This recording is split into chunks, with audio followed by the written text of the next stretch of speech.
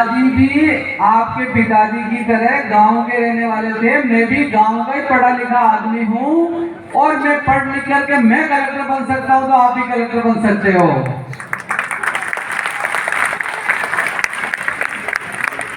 ये ताली आपके लिए, आपके हौसले के लिए। अब बात आती है कि आप भी कलेक्टर बन सकते हो, तो कहने से बन जाओगे क्या? तो क्या करना होगा?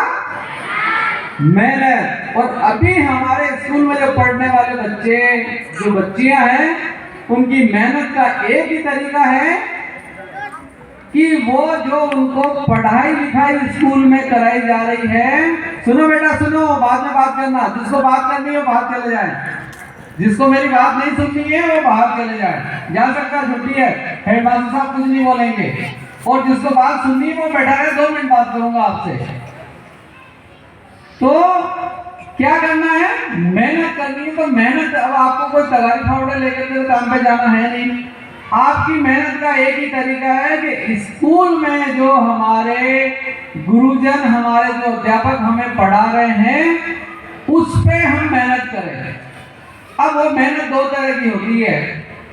एक मेहनत तो होती है कि कल हमें कौन सा चैप्टर पढ़ाएंगे उसको पहले से ही पढ़ के जाएं।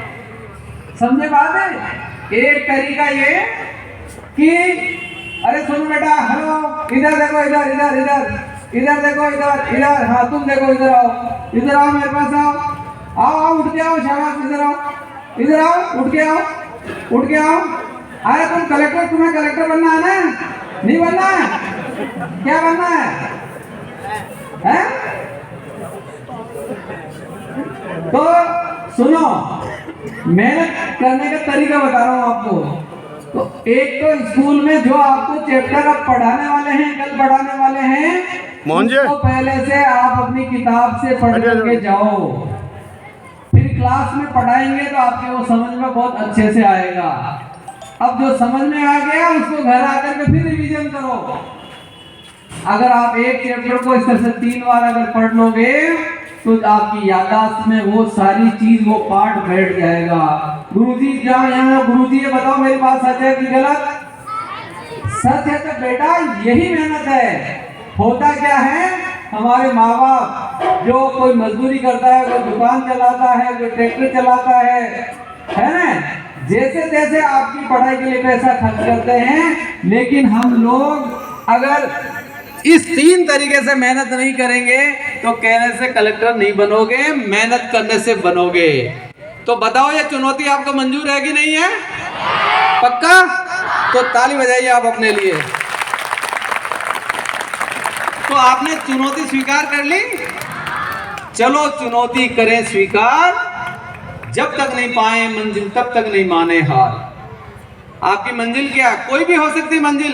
कोई ये सोचे मुझे डॉक्टर बनना है, कोई ये सोचे मुझे टीचर बनना है, कोई सोचे मुझे पॉलिटिकल लीडर बनना है, कोई सोचे मुझे डॉक्टर बनना है, लॉयर बनना है, कोई सोचे मुझे रॉकेट साइंटिस्ट बनना है, और अगर कोई ये सोचे कि मुझे इस देश के सूबे का सीएम बनना है, देश का पीएम बनना। तो लक्ष्य आपका कुछ भी हो सकता है, लेकिन उस लक्ष्य के प्रति अगर आप मेहनत करेंगे और उस चुनौती को मंजूर कर लेंगे तो वो आपकी मंजिल होगी।